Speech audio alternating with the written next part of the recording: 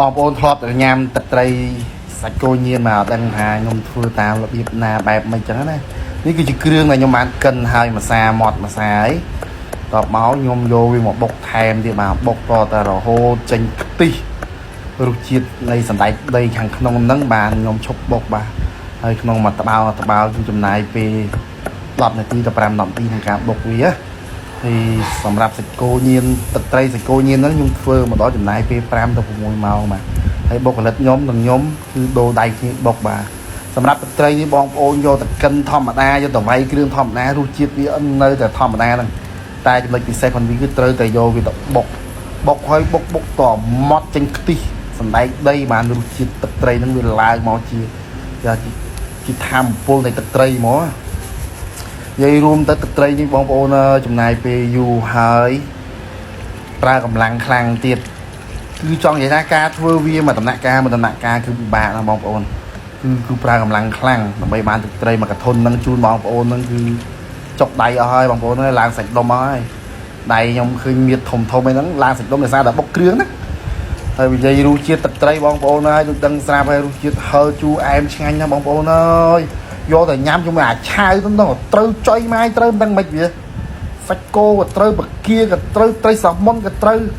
oyster ក៏ត្រូវនិយាយរួមអាហ្នឹងគឺញ៉ាំជាមួយរបស់ឆាវទៅមកបាទគឺជីទឹកសាហាវបងប្អូនអើយហើយបងប្អូនណែចង់បានសុខភាពល្អគួរតែយូរមួយទឹកអីញ៉ាំម្ដងពីរដងរបស់ឆាវវាមាន protein ច្រើនដើម្បីជួយជាមួយសុខភាពអញ្ចឹងណាដូចសាច់គោខ្ញុំតម្រូវឲ្យបងប្អូនចូលចិត្តញ៉ាំវាចុះត្រីសាម៉ុនក៏អញ្ចឹងបាគៀឆាវក៏អញ្ចឹងតែគឺយើងកុំញ៉ាំញឹកពេក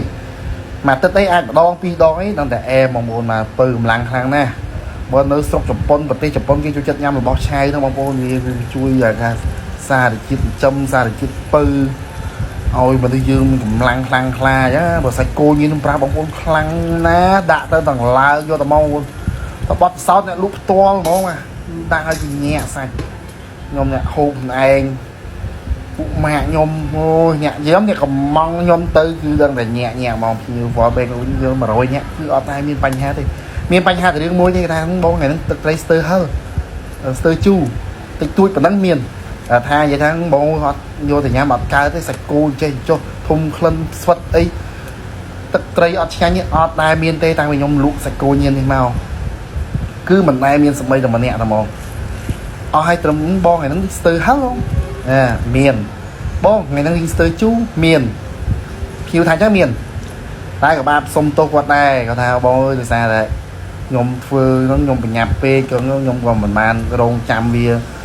ទុកវា20នាទីទៅកន្លះម៉ោងដើម្បីឲ្យគ្រឿងវាសប់គ្រឿងឲ្យបានយើងដាក់ភៀវដោយសារតែបញ្ញាប់ដូចបងកំងអញ្ចឹងគឺខ្ញុំធ្វើពុបលាយកឲ្យបានឲ្យគ្រឿងវាសប់គ្រឿង 100% នេះខ្ញុំញ៉ាំដួសយកឲ្យបងដាក់ឲ្យបងអញ្ចឹងណាយើងក៏សុំទោសភៀវតាមនឹងដែរតែខ្ញុំបញ្ជាក់បងប្អូនថាទឹកត្រីវានេះឆ្ងាញ់ណាបងប្អូនអើយមិនមែនជាទឹកត្រីកោះកុងទេកុំឃើញអញ្ចឹងគឺខុសគ្នាដាច់មេឃដីបាទជាតិម៉ែជាតិហ្មង